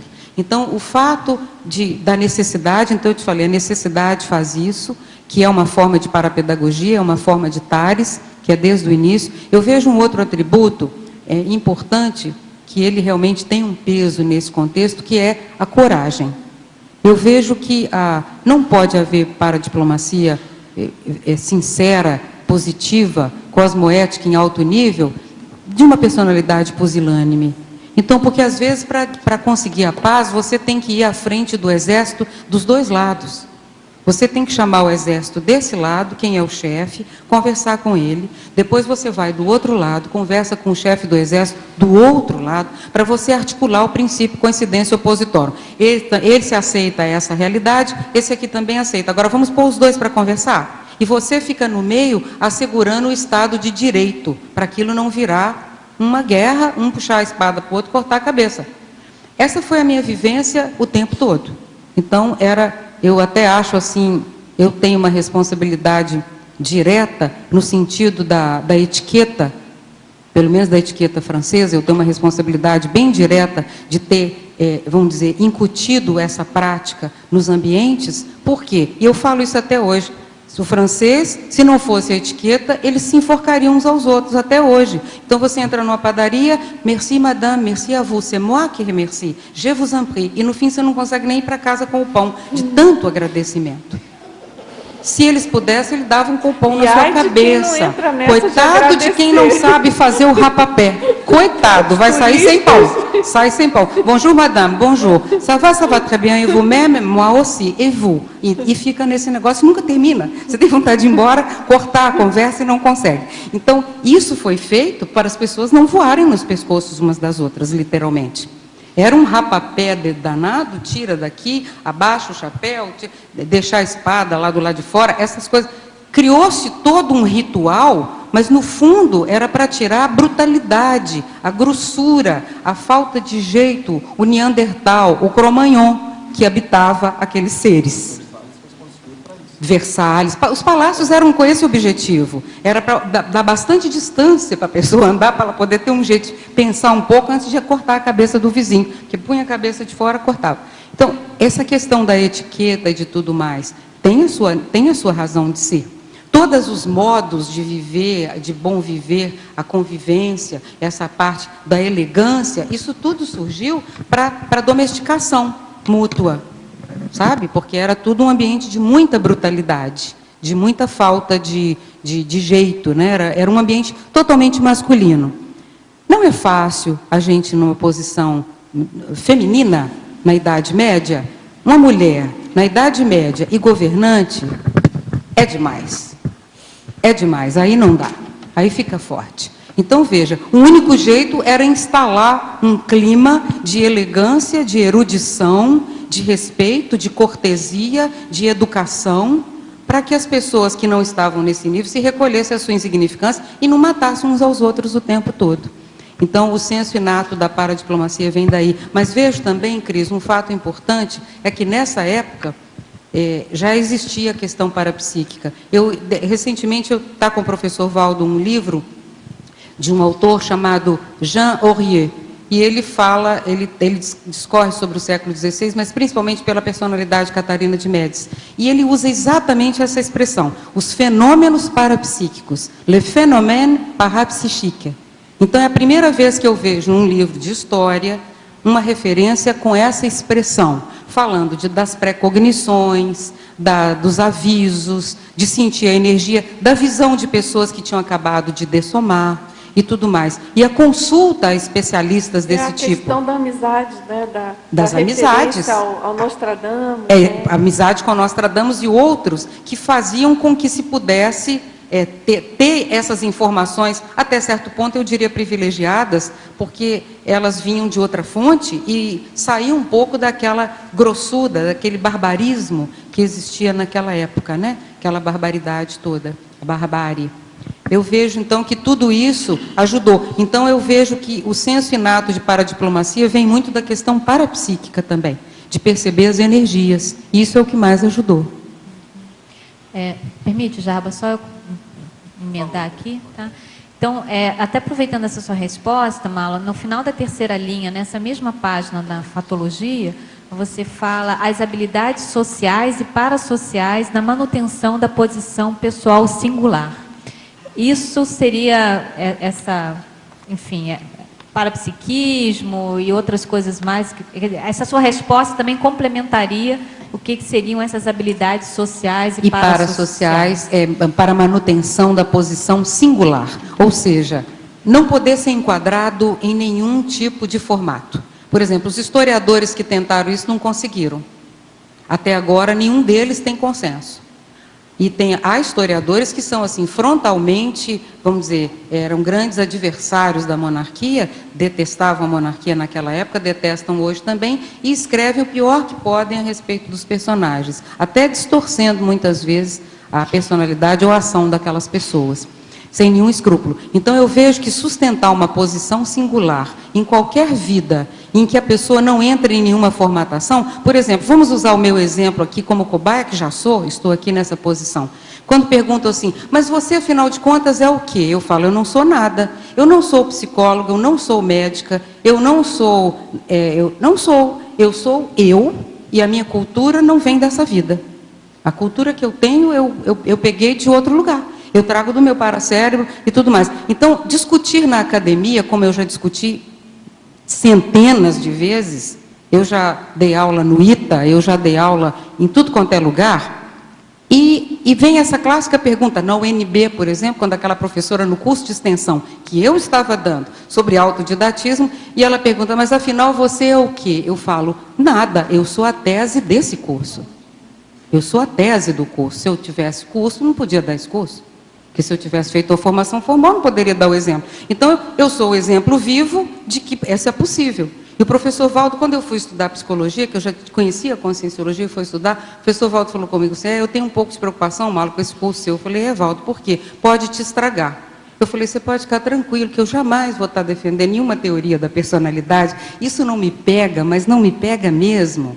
Então, eu passei por tudo aquilo, achei muito bacana, levei as professoras para estudar no Instituto, algumas, até com o livro publicado, e vejo que esse aparente, vamos dizer assim, processo de não ter uma formação formal, acadêmica, me dá uma liberdade de expressão, que eu posso estudar qualquer área, eu posso ser qualquer coisa, eu posso dizer o que eu bem entender, eu tenho uma liberdade de expressão enorme, porque eu não estou vinculada a nada, eu não respondo a nenhum conselho de nenhum tipo, eu não tenho... A minha questão toda é com a multidimensionalidade, eu respondo pelo que os amparadores me passam. E onde eu vou, eu falo a respeito disso. E eu não tenho nenhum tipo de, vamos dizer, prurido, preocupação, e que isso aconteça. Então, eu vejo que essa liberdade, ela é dura de ser mantida. Isso é uma posição singular que eu tenho. Eu poderia ter feito. Eu perguntei, professor Valdo, seria bom eu ter uma formação na psicologia para favorecer o instituto naquela época? Porque para representar, ele falou, não, Mala, é melhor você ficar desse jeito mesmo. Mas não é qualquer pessoa que eu sei que banca isso em qualquer ambiente. Na frente de qualquer pessoa, de qualquer erudito, de qualquer personalidade. Eu não tenho essa preocupação. Eu me comunico com qualquer pessoa que estiver à minha frente. Acho que me faço entender e compreendo o que aquela pessoa está passando. E eu não preciso de nenhum título, diploma, nada para me dar essa confiança, porque eu já nasci com ela. Essa confiança faz parte do meu certificado natural. Isso é uma posição singular. Ela é difícil de ser mantida, precisa ter muita energia, muita força presencial e principalmente muito amparo. E isso é o que nunca me faltou. Então, eu sempre falo em nome de muito mais gente. Então, não tem problema nenhum, está tudo certo. As nossas posições singulares, enquanto intermissivistas, realmente causam muita estranheza, em geral, principalmente na academia. Né? Você vê, então, só um minutinho, que para os cientistas convencionais, céticos e ateus, nós somos religiosos. Para os religiosos, de qualquer linha religiosa, nós somos ateus. Então, na verdade, a conscienciologia ela tem uma função privilegiada. É o caminho do meio, a filosofia do meio, é justamente o que eu pus na minha bibliografia. A conscienciologia está no meio, portanto, ela tem uma liberdade muito grande de expressão, porque ela, para um lado, ela não vai atender, para o outro também não, então vamos em frente e deixa a turma conversando. Né? Um dia eles vão chegar a algum lugar e a gente também não tem nenhuma preocupação em relação a isso. Mano, eu queria que você fizesse, dentro do que você falou do infiltrado cosmoético, fizesse um cotejo entre a técnica do sobrepairamento e a coincidência opositória. Como o limítrofe disso, né? É bem delicado o limítrofe, porque o infiltrado cosmoético, muitas vezes, ele não pode agir, ele não pode atuar. Ele vai ter que esperar o momento estratégico, oportuno, e dar só aquela entrada que vai precisar de dar. Porque se ele exagerar na dosagem, ele pode estragar o trabalho dos amparadores. Então, na minha experiência, que estive nessa posição já em alguns contextos, dando aula em lugares e representando, às vezes até numa outra profissão, né? Porque, por exemplo, eu como vocalista, eu tinha acesso a lugares muito diferentes da maioria das pessoas. Então, eu vejo que tem uma hora exata de você fazer o sobrepairamento, que ele não é omissão deficitária. Pelo contrário, é omissão superavitária. Você faz porque não tem ambiente, não tem clima, é melhor deixar. E, às vezes, é melhor agir. Por exemplo, eu vejo que qualquer resquício de impulsividade ou precipitação pode pôr tudo a perder. É complexíssimo. Então, a questão do domínio da ansiedade pessoal, adquirir uma confiança parapsíquica mais justa, no sentido de que não vai no bico de qualquer coisa parapsíquica que fica sabendo. Não é toda a informação parapsíquica que a gente percebe que é para falar. A gente não está ali para ver o furo da pessoa. Muita gente pensa, com a síndrome do oráculo, pensa que você viu uma coisa errada na psicosfera da pessoa, uma companhia ou uma atitude, tem que falar imediatamente. Não é para fazer isso. Então, eu costumo usar essa expressão, sorria, a cosmoética faz esse serviço, não precisa, já tem gente trabalhando para isso. Então, não é preciso a gente fazer a justiça com as próprias mãos, e o erro, o que transforma um infiltrado em mais um assediado, ou uma pessoa que age de uma maneira precipitada, é justamente essa atitude, dar a informação fora de hora, passar mais informação do que a situação exige naquela hora. Às vezes é para passar um pouquinho assim. Eu vou usar um exemplo até mais simples. Jarbas, vou trazer uma coisa bem atual. A mídia. Eu gravei esse programa da Ana Maria Braga, deve ir ao ar por agora esses dias, não sei, porque a mídia muda as coisas todo dia, mas está gravado e vai passar, sobre a moça da novela que morre, tal, tudo certo. Eu fui lá gravar. Existe um limite exato na informação que eu devo passar. Ela tem um limite perfeito, claro. Se eu quero ir além daquilo e dar uma aula e mostrar muita intelectualidade e falar palavras e coisas, eu vou perder a oportunidade de assistir aqueles milhões de pessoas que vão me ouvir. Então, eu tenho que dosar tudo que eu vou fazer. Eu não vou baratear a ciência, eu vou procurar a autenticidade máxima que eu puder, mas eu vou passar a informação no nível que os meus interlocutores possam me compreender. Porque senão, o que adianta? Eu estou falando grego, literalmente. Então, o sobrepairamento é não falar grego, eu acho. Você acha que o sobrepairamento é um pré-requisito para a consciência opositória? Até certo ponto, sim. Como é que a gente vai aplicar ter autoridade moral para buscar o consciência opositório se a gente está querendo se imiscuir de tudo? Você tem que observar os dois lados que estão em jogo, no caso você é o infiltrado. Tem dois lados, no mínimo, em jogo. Os interesses em jogo. E você tem que ver a média do interesse de cada um, que é a média conscienciométrica, para saber... Aqui eu doso que nível de informação. Outra coisa que eu observo nesses casos, pelo menos na minha experiência, é que eu adquiro imediatamente o vocabulário da pessoa. Eu faço adquisição imediata. Eu começo a falar do jeito que ela pensa. Eu começo a falar, naturalmente. Ela fala, gente, mas isso aqui é exatamente assim como eu penso. Engraçado você está falando. Não, mas é que eu estou pegando o vocabulário dela. E eu não estou fazendo isso de uma forma intrusiva ou anticosmoética, que nem fui eu que fiz. Simplesmente eu vou lá, se é no ambiente, vamos supor, quando eu dei aula no ITA, todo mundo, aquele monte de oficial, só homens e só oficiais. Daqui a pouco eu estava usando todas as expressões que eles usam no dia a dia. Não é meu vocabulário, eu não trabalho com isso. Isso é um tipo de psicofonia dialogal e que permite você fazer atares e aplicar o princípio coincidência opositório no ambiente da pessoa. Naquela hora eu também era da aeronáutica, eu pesquisava no INPE, eu tinha um pouco de cada um deles ali. Você vira um patchwork, você vira uma colcha de retalho. Você inexiste diante daquele fato. Então, outro fato também, saber diluir você dentro de um contexto em que você vai virar uma colcha de retalho, um bicho de 7 cabeças, uma coisa esquisita, mas que vai fazer um sentido perfeito para as pessoas que estão ali. Você sai dali, você não sabe do que se trata. Vai embora e fala, estava ótimo, nós adoramos, entendemos tudo, que ótimo. E você não tem noção do que acabou de acontecer.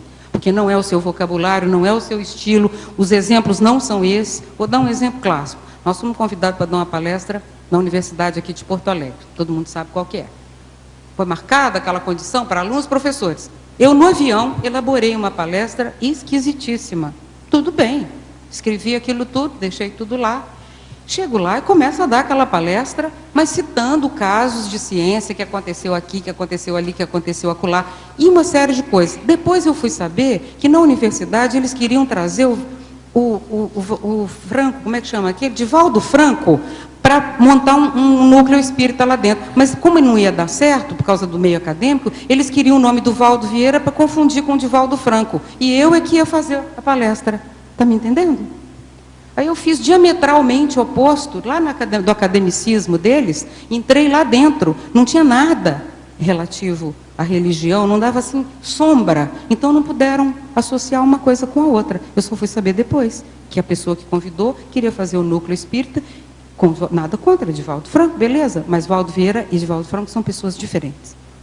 diferentes. Então, eu abordei o cientificismo da conscienciologia. Você trata disso, que os dicionários cerebrais e paracerebrais, facilitadores da interlocução com todos os níveis conscienciais. Sim, né? você fala a linguagem do momento. É a quinta linha da parafatologia, de baixo para cima. Né? Então, você consegue usar a linha do momento e você... Não é um vocabulário que você usa no dia a dia. E como não há censura pessoal, você não fica preocupado com a sua performance, você deixa aquilo acontecer naturalmente, está fazendo um sentido perfeito para o caso. E você não sabe, você é o inocente útil. O infiltrado, até certo ponto, ele é o inocente útil. Ele sabe até certo ponto está acontecendo, mas ele tem uma docilidade perante a multidimensionalidade. Ele deixa acontecer.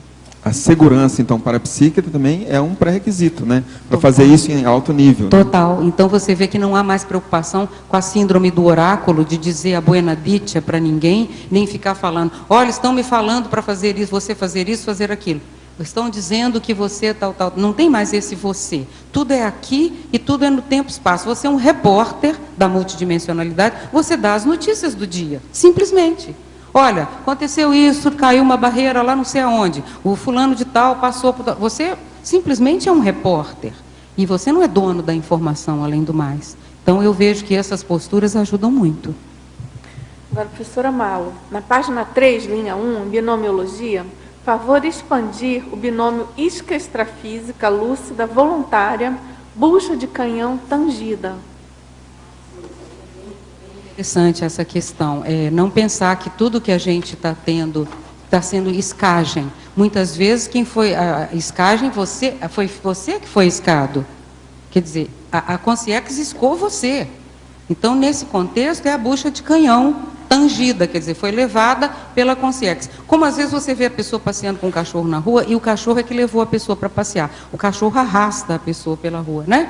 Ela sai, o meu cachorro vai me levar para passear. E leva, e o cachorro arrasta. Então, muitas vezes, não tem nada de escagem nisso. Tem que uma consciex tomou conta da situação e está arrastando a pessoa naquele contexto. A isca consciencial lúcida, ou a isca extrafísica lúcida, é aquela que percebe quando foi feito o acoplamento, sente todos os processos relativos àquilo e sabe, ou você está para ir para uma dinâmica, ou você está na hora da TENEPS, ou você vai fazer um outro trabalho de campo, um curso de campo, e você, nesse caso, faz aquele para-arrastão cosmoético de levar na sua psicosfera um monte de gente. É uma situação delicada, por exemplo, numa palestra, quando nós abrimos as atividades em Uberaba, eu estava em Buenos Aires morando, e o professor Valdo pediu que eu fosse fazer a abertura dos trabalhos lá da conscienciologia em Uberaba, e eu fui fazer.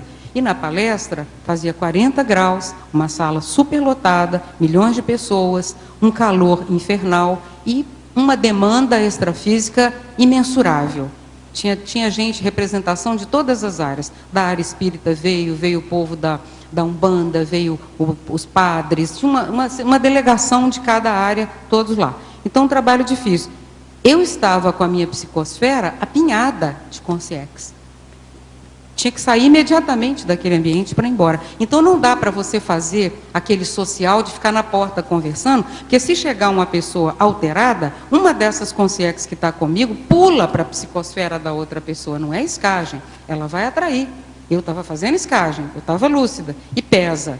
E aquela pessoa poderia atrair uma consciex desequilibrada para ela, o que daria um imenso trabalho para ela, e ela nem poderia ser esclarecida sobre isso. Então, numa condição dessa da escagem verdadeira, você sai discretamente, vai embora, vai para o hotel, vai para onde for, e vai cuidar do trabalho que você tem que fazer. É uma condição que não é agradável, mas ela é necessária. Você faz uma contenção. Na sua psicosfera se torna um cordão de isolamento. Há um processo que vai ser superintendido daqui a pouco pela TENEPS, ou em algum contexto que você aplique. Então, vale a pena a pessoa considerar essa condição. Não sei se ficou claro. Tem outra pergunta? Era não, isso? Tem outras aqui, não dessa teletertuliana. Agora, em parafatologia, na página 2, quinta linha, poderia abordar o valor da labilidade parapsíquica, mental somática, a mudança do bloco intelectivo? Esse tema, sim, esse eu vou escrever, tá, Rodrigo? Se o Rodrigo estiver por aí, esse livro vai sair, o outro eu não sei, mas esse vai. A labilidade parapsíquica mental somática, eu estou fazendo a retratação da labilidade que só é vista na psicologia ou na psiquiatria como um fator negativo. Labilidade significa mudar de um estado para outro. Não é nem bom nem ruim, depende de onde para onde. E no caso da labilidade parapsíquica intelectual ou mental somática, ela é uma chave da criatividade, pelo menos no meu caso. É a minha chave de condição de criatividade, poder fazer essa quantidade de associação de ideias que eu faço, porque eu mudo de bloco intelectivo. A pessoa está falando de uma coisa aqui, eu já fiz uma associação de ideias, uma analogia, totalmente original, por causa do banco de dados. Então, a mudança de bloco, ela é um recurso parapsíquico da criatividade, além dela ajudar muito no autodesassédio mental somático. E ela permite até mudar, fazer o desassédio grupal, quando você muda o assunto, traz uma ideia nova. Por exemplo, o professor Hernande Leite tem uma especialidade no caso do uso do humor. Eu também uso muito essa técnica. Você muda o padrão de energias do ambiente, né? Mudando totalmente de um polo ao outro, em função de distrair os olhares para aquela situação menos positiva, menos construtiva, e permitir o desassédio ocorrer enquanto isso está acontecendo. Então, a mudança de bloco da labilidade parapsíquica mental somática, ela é criativa e ela é autodesassediadora, pelo menos no meu exemplo, na minha experiência pessoal. Malo. Sim. Pode falar. Na página 4, em paradoxologia, você poderia explicar o paradoxo dos pertúrbios poderem gerar saúde consciencial? Ah, sim. Eu sou bem experiente nos pertúrbios que geram saúde. Os pertúrbios são informações, ideias, sentimentos, emoções, experiências que você tem e que elas mexem com você. Elas criam algum tipo de pertúrbio. Por exemplo, quando eu descobri o princípio coincidência oppositorum e resgatei esse princípio do meu passado, me causou um pertúrbio até certo ponto positivo. Eu estava surpresa. Aquilo me causou um impacto muito grande de falar, puxa, mas como que eu não pesquei isso antes? Como é que eu não peguei essa ideia? Que a coisa estava ali. Ela gerou muito mais saúde para mim? Claro que gerou. O fato de eu saber que eu usava esse princípio explicou aspectos obscuros da minha holobiografia e que ficaram muito claros a partir dali. Porque eu sei com que objetivo que eu tinha feito. Eu não sabia traduzir nesse nome. Eu sabia que era isso, mas eu não sabia como dizer. E aí eu fui achar essa e outras divisas que eu utilizava. Então, um pertúrbio aparente, ou mesmo um desagrado, a impactoterapia é um pertúrbio que gera saúde. Típico. Gera desconforto para poder gerar conforto. Por exemplo, a casa, para ficar mais confortável, você tem que chamar pedreiro, ele não vem, claro, ainda mais aqui, né? Você chama, ele não vem, você fica esperando 4 dias, a casa uma bagunça, mas na hora que aquilo tudo for mexido, expandir, mudar, pintar de novo, vai ficar uma maravilha, gera mais conforto. Então eu vejo que o pertúrbio, ele existe para gerar conforto. Agora, se o pertúrbio chega e fica, e ele se torna o estado natural de ser da pessoa, e se instala a patologia. Agora, a patologia em si, ela pode gerar saúde. Na minha percepção, muita doença é cura. Há muitas doenças que são curas, já são curas há muito tempo. A pessoa já está curada daquilo, ela está expurgando a paragenética que está sendo modificada. Na minha percepção. Malu. Sim. Em relação, na definologia, eu estou entendendo que o princípio é um ponto, não é isso? É um ponto de convergência. Isso. E que ele demarca uma linha. Sim. E aqui você fala da concórdia passível. Existe uma concórdia não passível de interseção? Eu entendi que isso seria a linha entre a Tares e a persuasão. Se for Pode isso, ser, em que entre o estupro evolutivo e a informação. Então, mas em que momento a gente percebe que a gente está rompendo a linha da Tares e entrando na persuasão? O desconforto. Pelo menos na minha sinalização pessoal, passar da conta gera desconforto. É só dar uma informação além do necessário, ou intrusiva, ou fora de hora, que dá aquele branco no salão. Dá um para-sorriso amarelo. O padrão de energias cai. Você sente que a energia ficou poluída. Na hora. Percebe na hora. Então, não adianta tentar continuar insistindo, porque ali já melou. Houve uma poluição, uma contaminação. A sinalética parapsíquica, ela é muito boa nessa hora, porque ela te dá o fluxo da seta apontando até onde você pode ir. Você segue o fluxo das circunstâncias até onde você pode ir. Esbarrou em alguma coisa, sentiu que a pessoa não caiu bem, você recua. Por isso que a TARES ela é feita de fluxos, refluxos, recuos, entradas. Ela tem todo um movimento, é uma coreografia, tem um balé envolvido nisso. Que se a gente não souber lidar com esse balé das palavras, com essa coreografia, a gente fere e sai uma nota dissonante. A bailarina escorrega e quebra a perna. Enfim, tem alguma coisa que não cai bem. Quando o fluxo da TARES está correto, mesmo que o seu oponente ou quem está ouvindo esteja mexido com algum pertúrbio, o amparo permanece. Você continua sabendo que o ambiente está sob controle, o ambiente está controlado e com as energias positivas. Pelo menos na minha experiência, Márcia. Ficou claro? Ok, Márcia? Tudo bem? Agora, Malu, novamente na parafatologia, 11ª linha, gostaria que abordasse a inteligência evolutiva na paracomposição da família humana, orientada pelos evoluciólogos, com vistas à reconciliação grupo kármica. É um show, né? Eu gostaria de entender mais isso, porque isso é justamente o curso de formação do evoluciólogo, assim suponho. Ele faz o cruzamento das fichas entre aquelas pessoas que vão compor aquela família nuclear, na medida exata dos desafios e das reconciliações e recomposições necessárias. É fora de série. Então, você, à medida que vai acompanhando esse movimento e agindo mais ou menos dentro do plano inicial, que você também ajudou a fazer e ajudou a participar dele, você vai sentindo que essa malha, esse tecido, essa relação, ela é muito especial, ela é muito fora de série, em termos do seu aprendizado. Então, pega assim, vamos supor, o que a Malu precisa aprender na vida atual dela aqui? Precisamos juntar aquela pessoa que vai provocar isso nela. Nós precisamos trazer esse pai que vai trazer essa experiência. Aquela mãe que está lá atrás há muito tempo, milênios sem encontrar, pode pôr aqui. Aquela filha vai ser o ideal, porque vai poder fazer a recomposição. Junta esse povo todo, faz uma amálgama daquilo, e aquilo ali é um ambiente mais criativo e o laboratório mais fora de série que você poderia ter. Ninguém poderia escolher melhor do que aquilo que foi feito.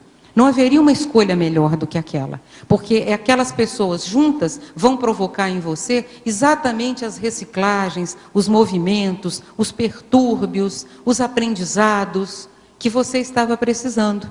Então, cada um vai ser... É uma peça, é um psicodrama, e cada um já vem com aquela sua fala, e cada participação vai provocar determinada reação em você.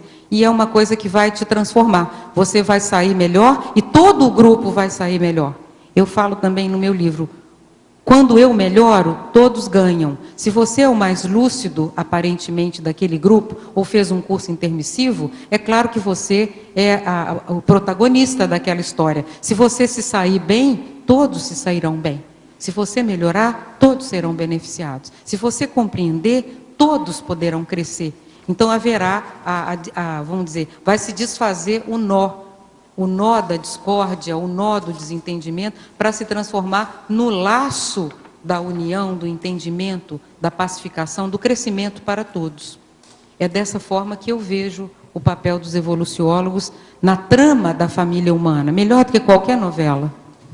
Agora, professora Malu, poderia comentar a terceira referência bibliográfica do seu verbete? É o livro, o Ocker... O livro Le Haut Cœur, de Catherine de Médicis, é da biblioteca Albin Michel, é da História.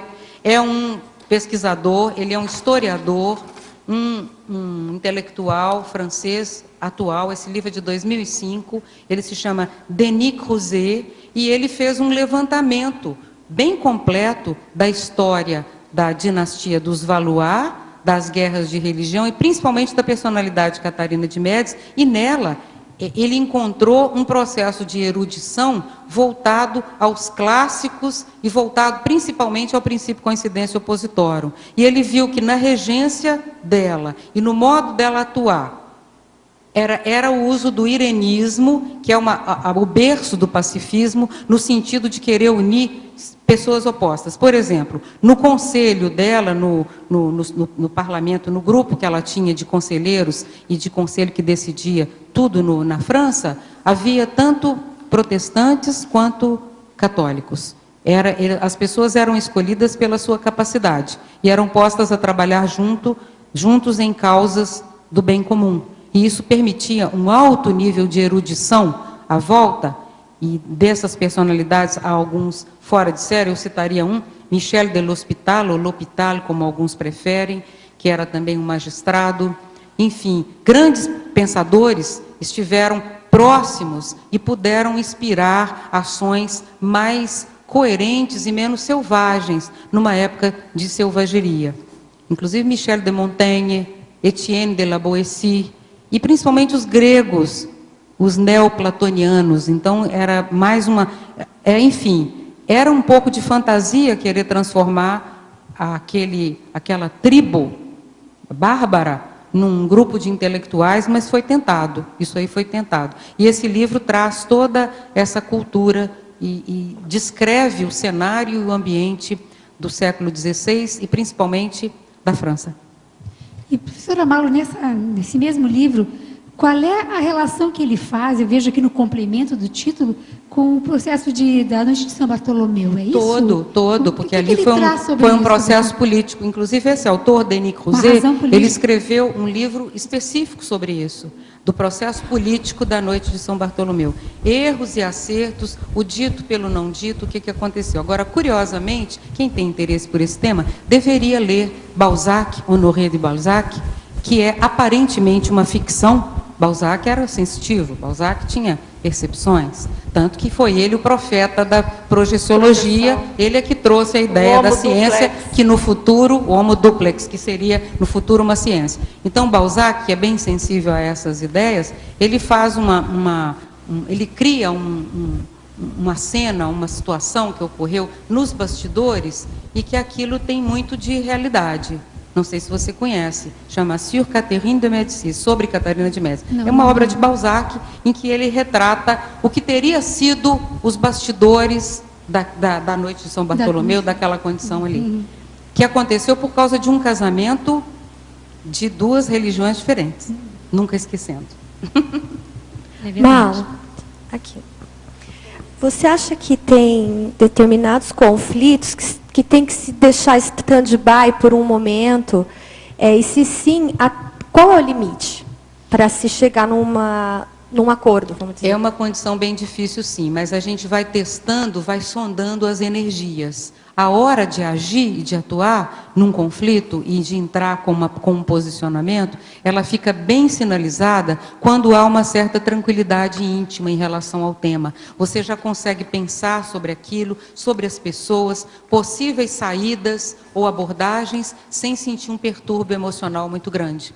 É claro que isso vai exigir toda uma preparação. Outra coisa, na prática da TENEPS, você pratica a TENEPS. A prática da TENEPS, ela é a antessala da pacificação.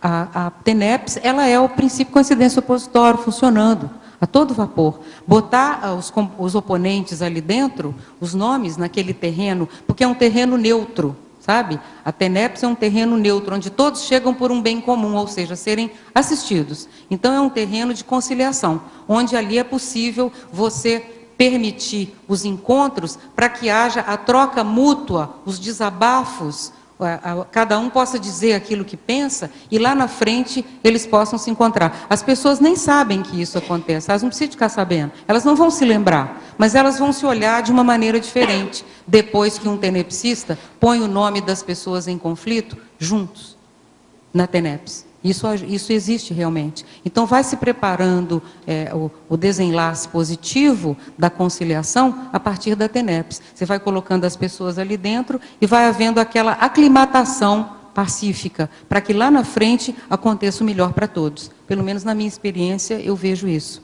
Às vezes é preparado durante anos o encontro decisivo. E às vezes ele já ocorreu no extrafísico, aqui só existe vamos dizer, uma ratificação daquilo. Agora, tem uma pergunta aqui genérica, né?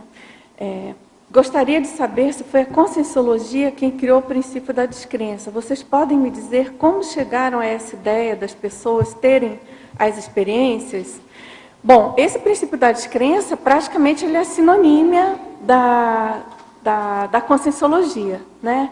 Então, na verdade, ele está muito diretamente relacionado à questão da TADES, da informação que a Conscienciologia propõe e da questão da necessidade de você fazer autoexperimentação e comprovar pelas suas próprias experiências, as verpões colocadas pela Conscienciologia. O próprio professor Valdo, que propôs esse princípio, que coloca em todas as obras, em todas as salas de aula da Conscienciologia, em todos os livros, né, professora Malo? Tem sempre uma vertente desse princípio. Então, você deve ser nova na Conscienciologia.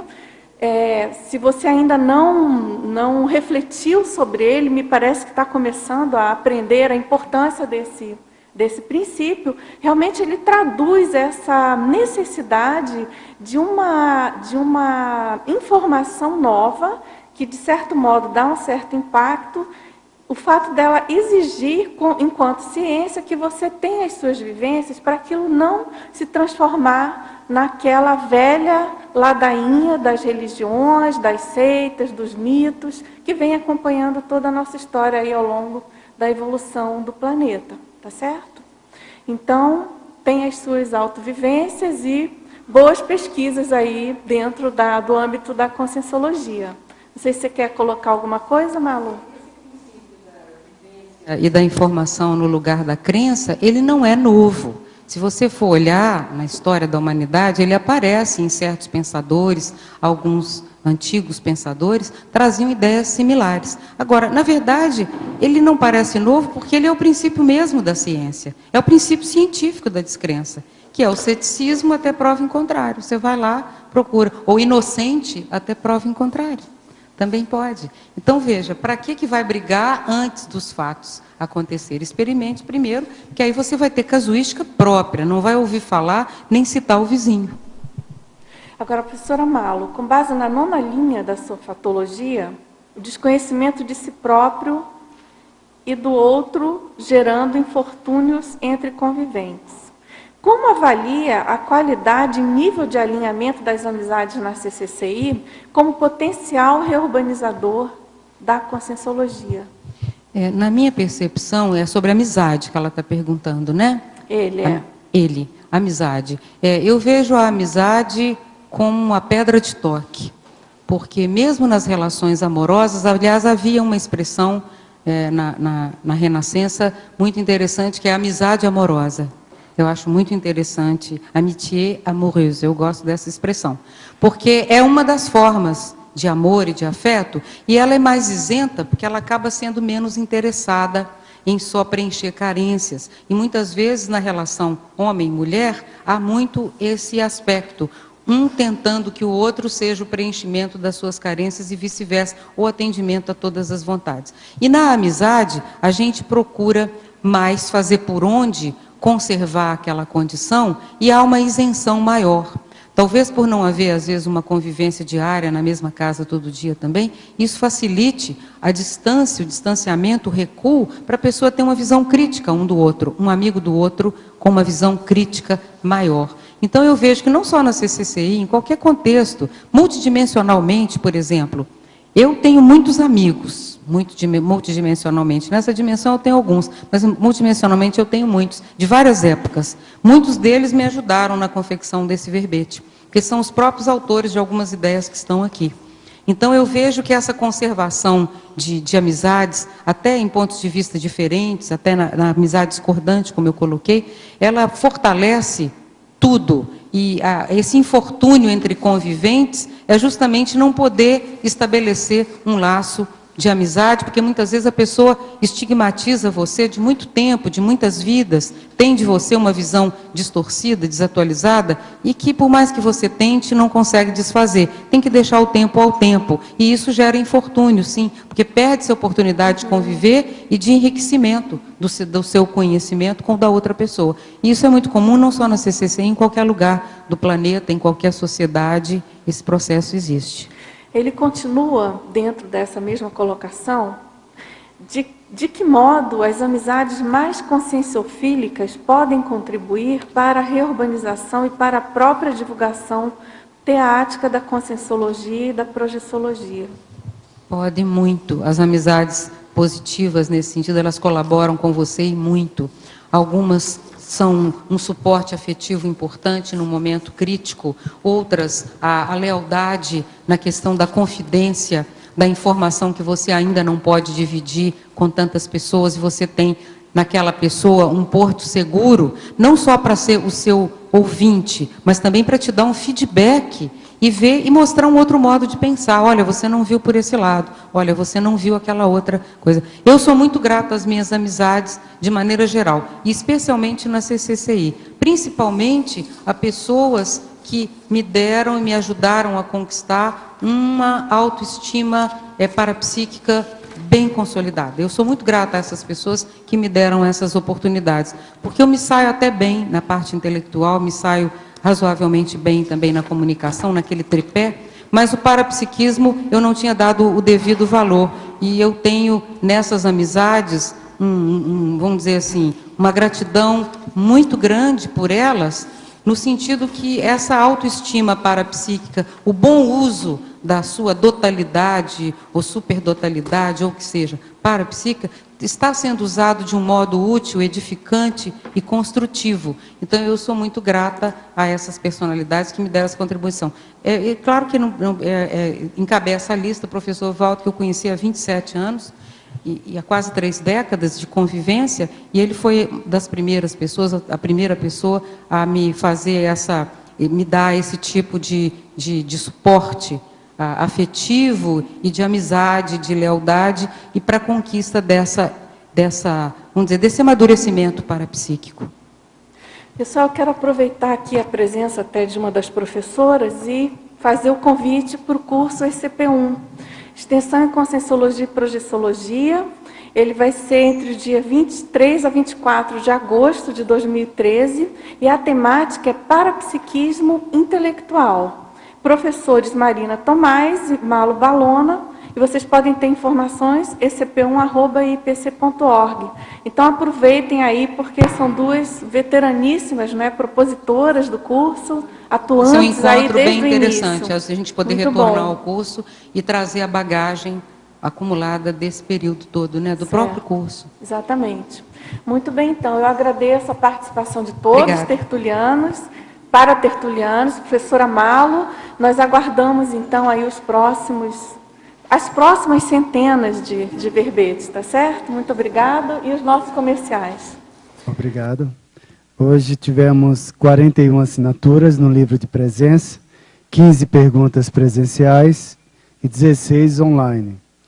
Os recados são da Ana sobre a praxis parapsíquica interassistencial, a Lourdes, educação despertológica, e o Otto, poliglotismo parapsíquico.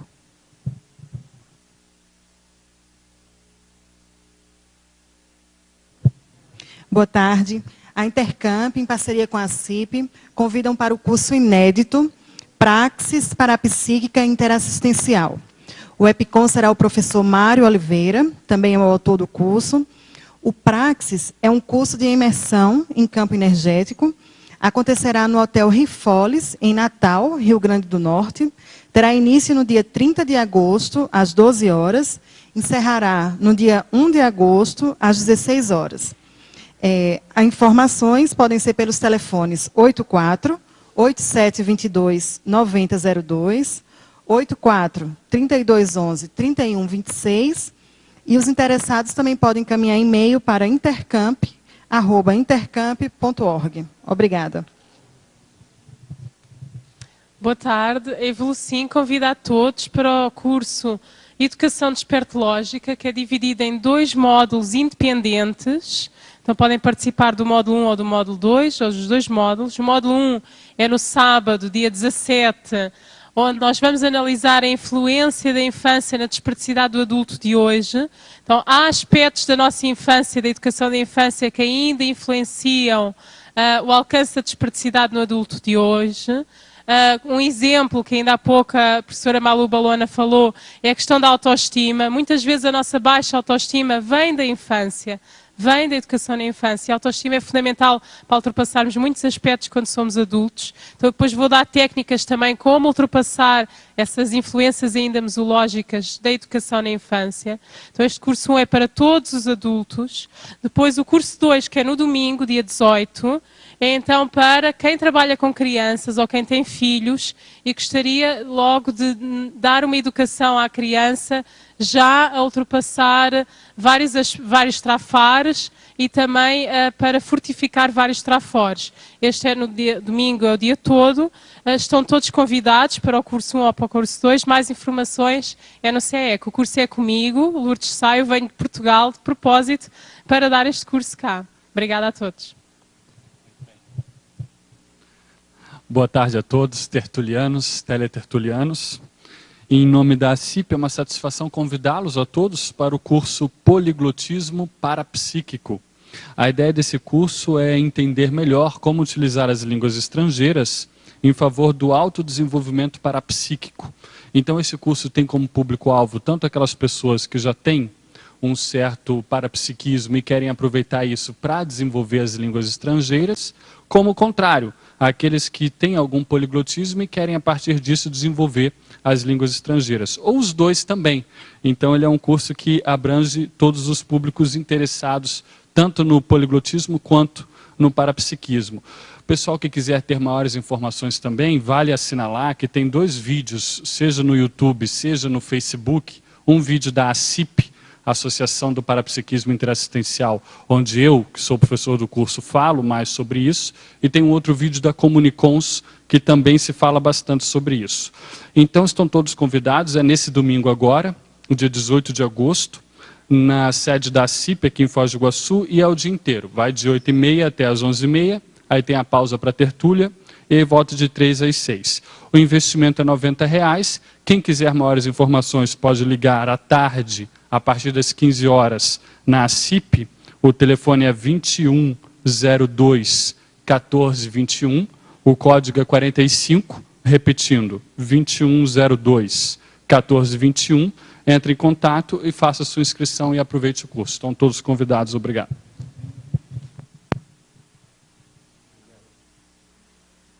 Para amanhã teremos o verbete Temperamento Autodestrutivo. A especialidade é Temperamentologia, de autoria do professor Daniel Bertolucci. Obrigado pela sua presença e até amanhã.